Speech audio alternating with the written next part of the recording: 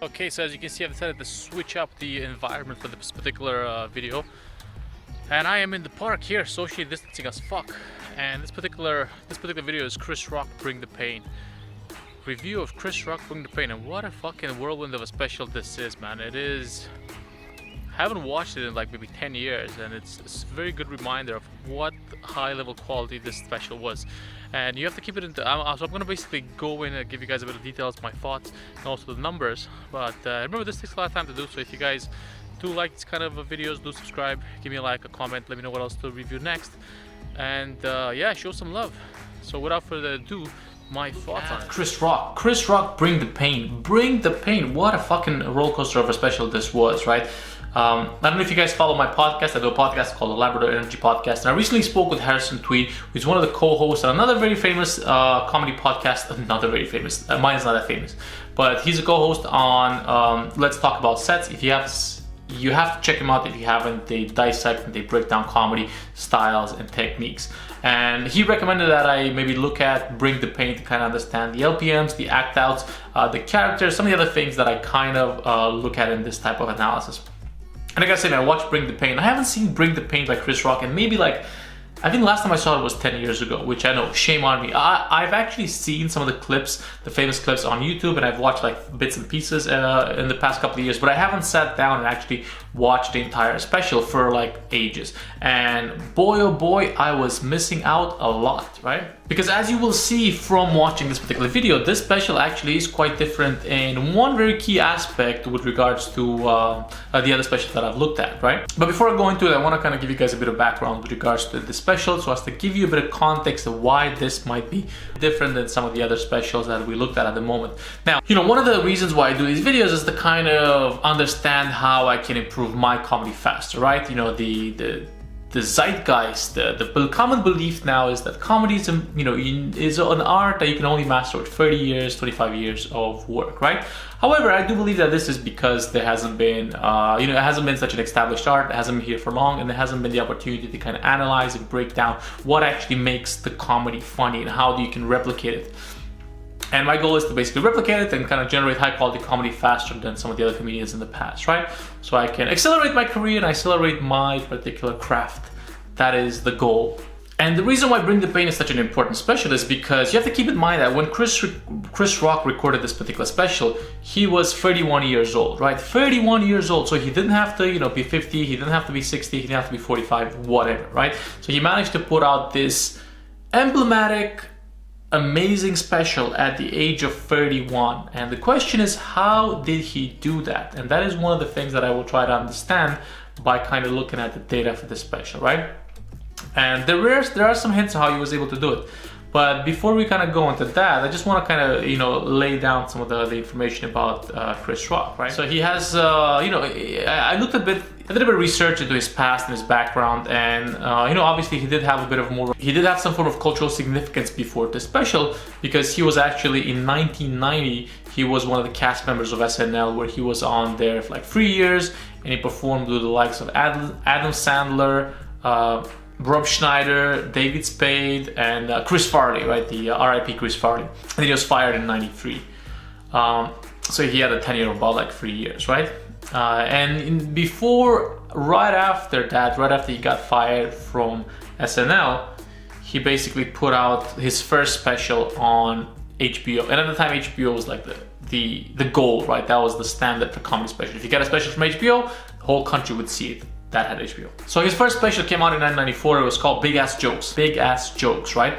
And before this kind of his rise into the entertainment industry, you know, he started doing the clubs very early, if I'm not mistaken. Okay, so Chris Rock has been doing stand-up since '87, right? Now remember, Bring the Pain came out in '96. So that means he had been doing comedy for about 9 years at this point. And what happened was, effectively, he was bullied as a kid. You know, his parents moved into a white neighborhood, they sent him to a white school, and he got extremely bullied by white kids, right? To the point that he had to drop out of high school. Later on got a GED for his education, which he talks about in the special, right? And what happened was he actually got discovered and mentored by Eddie Murphy, right? So Eddie Murphy saw him perform in the clubs, and basically he kind of took him under his wing and gave him his first role in Beverly Hills Cop. Gave him his first role in Beverly Hills Cop 2, and that kind of, you know, helped him make a bit of money and kind of get out of, I guess, anonymity, and allow him a bit more, you know, give him a credit for like performing in different places, kind of, you know, give him a kickstart in career. So yeah, Eddie Murphy was kind of a bit of a mentor for him. However, what happened afterwards is, you know, Chris Rock saw like the lavish, extraordinary kind of lifestyle that Eddie Murphy was living in, and I think he says in a couple of interviews that he basically felt a bit washed up, right? He felt a bit disillusioned that he would not be able to kind of go to the point to build up what Eddie Murphy has built, and effectively he just wanted to focus on comedy and at least kind of do well at comedy, right? Now remember that, because, you know, effectively what we kind of see in Bring the Pain is we see the comedy just come out of Chris Rock in, it just flows, snowballs out of Chris Rock. I think that's the best kind of way to emphasize it. You see a lot of emotion in this special, which is one thing that I've come to learn is one of the key elements of kind of having an extremely good comedy show and extremely good stand-up special, is just putting out as much emotion as possible. If you look at, and that usually transfers through the story. If you look at Ali Wong, Chappelle, some of the other comedians that I've looked at in the past couple of reviews, you see a very strong presence of emotion. However, it's not just that. Like with regards to act outs, you will see from the numbers that Chris Rock act out is not beyond Chappelle, is not beyond some of the other comedians. However, what he does a lot in this particular special, he moves a lot, right? He can't stand still. He moves across the stage at all times, and it just seems like he's not angry, he's furious, right? So all these things that he talks about in this particular special, they've given like a bit of a push from the back, a bit of speed through fury and anger, right? He's literally enraged, but it manages to kind of come out through this form. Comedy acts as a form of alchemy, and it comes out as these beautiful jokes, right? And obviously this particular special was worked out in the clubs for 2 years, and it was part of a tour that he did, right?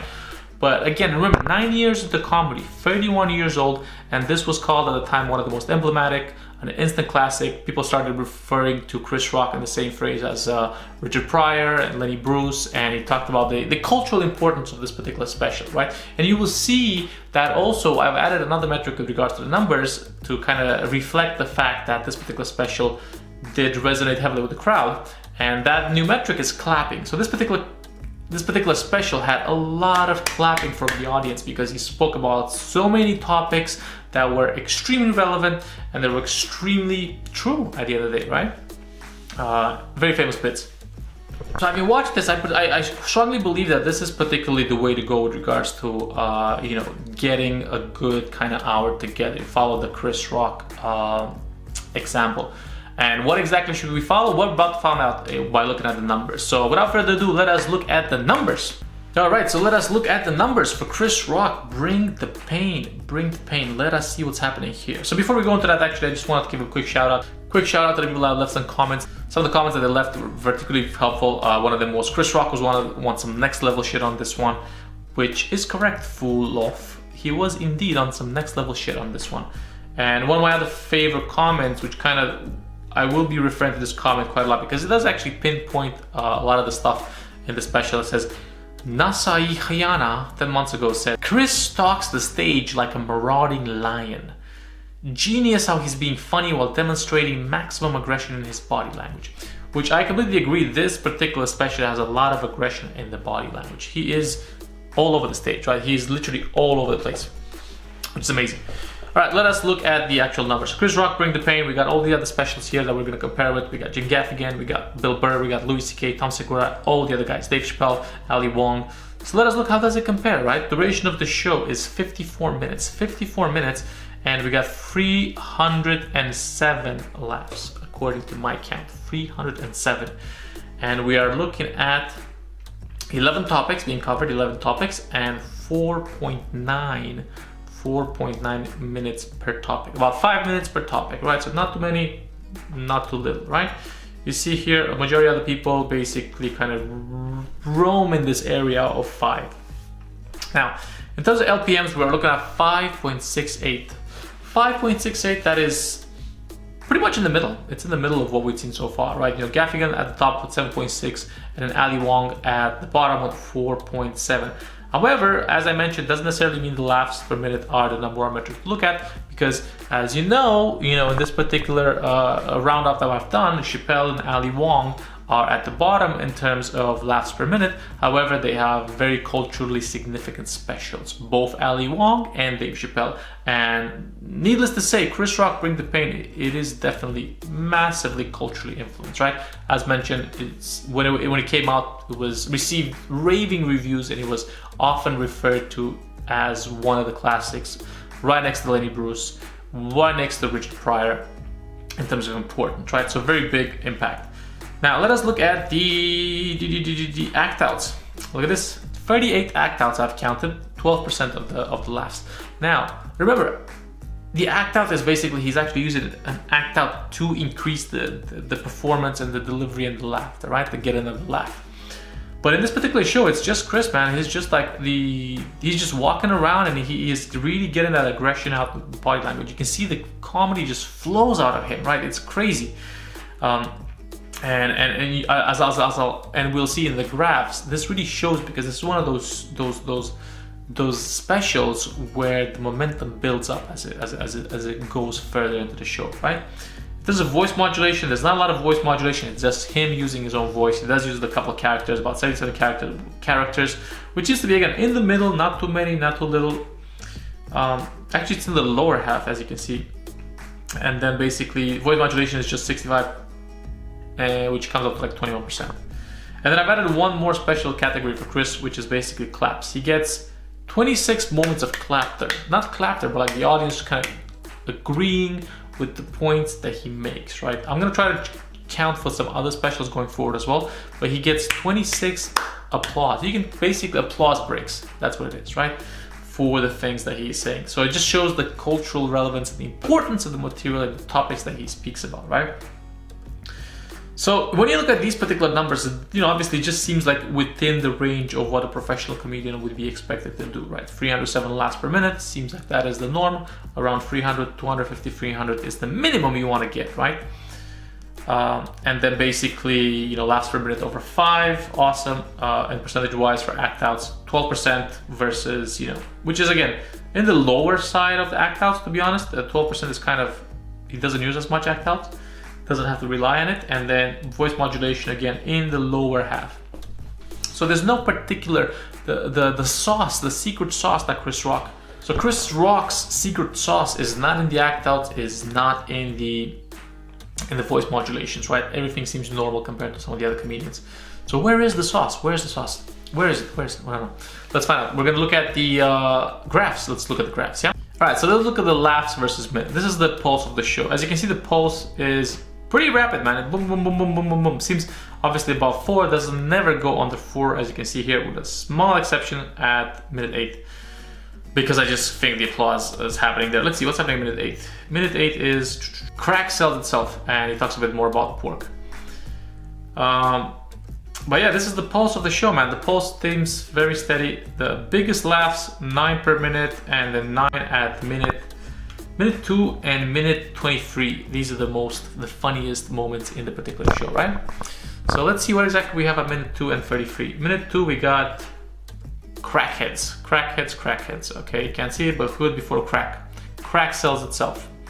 And then 33, we have, oh, okay, it's the famous bit about black people versus N-word, right?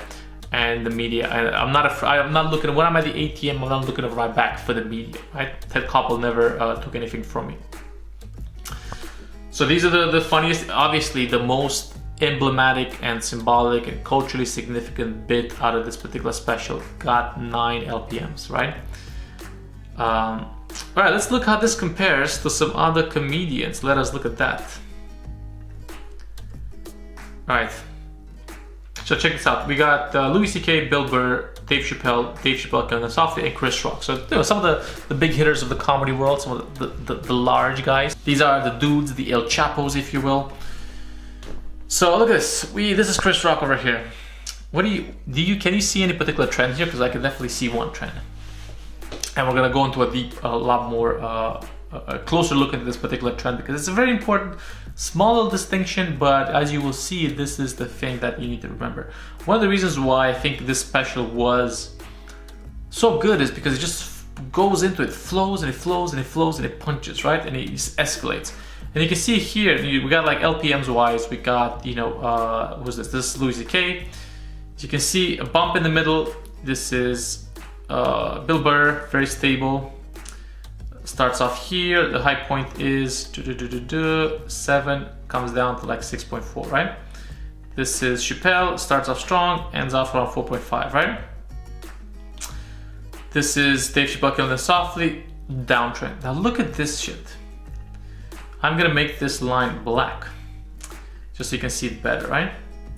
Look at this. Can you see this? This is clearly Chris Rock, this particular special.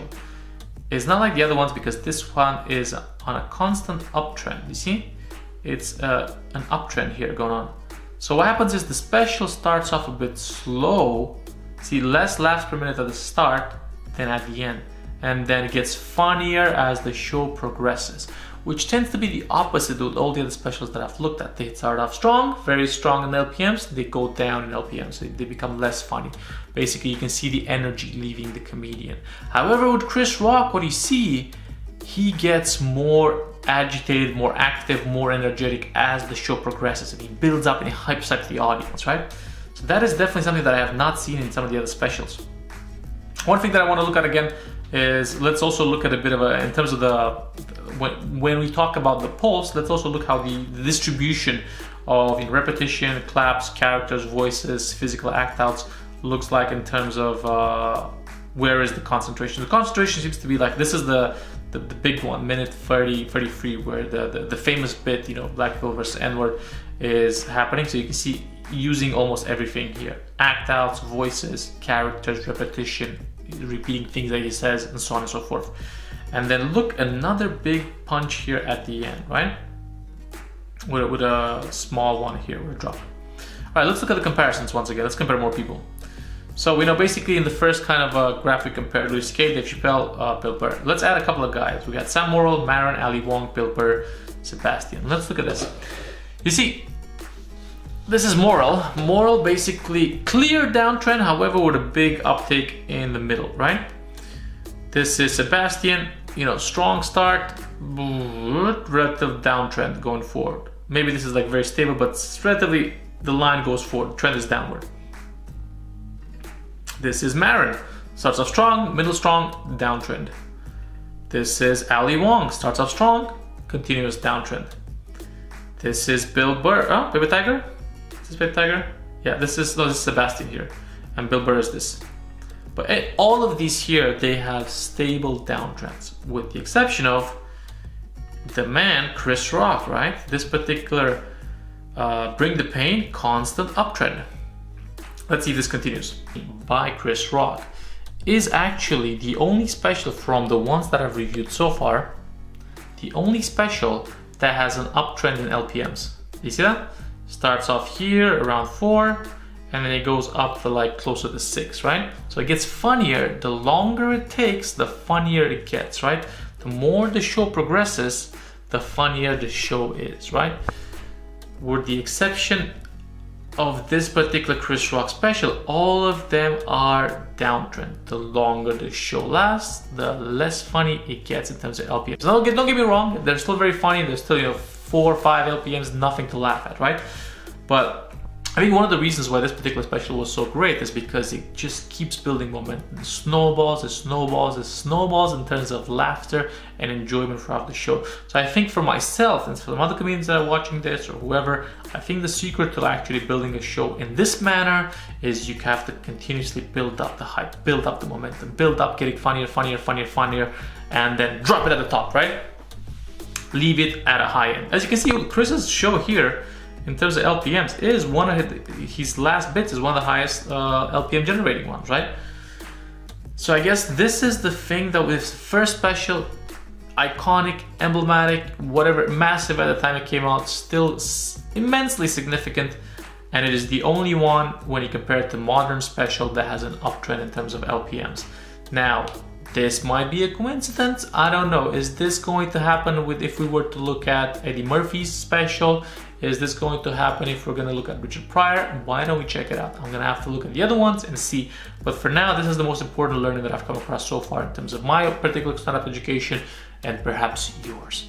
So uptrend in terms of LPM seems to be the secret for Chris Rock's success with Bring the Pain. Obviously, not the only thing, but in terms of data, this is one of the things that we should look at. And of course, the topics that he spoke were extremely significant, extremely relevant, extremely important, and that is what we should do, I should do, whatever.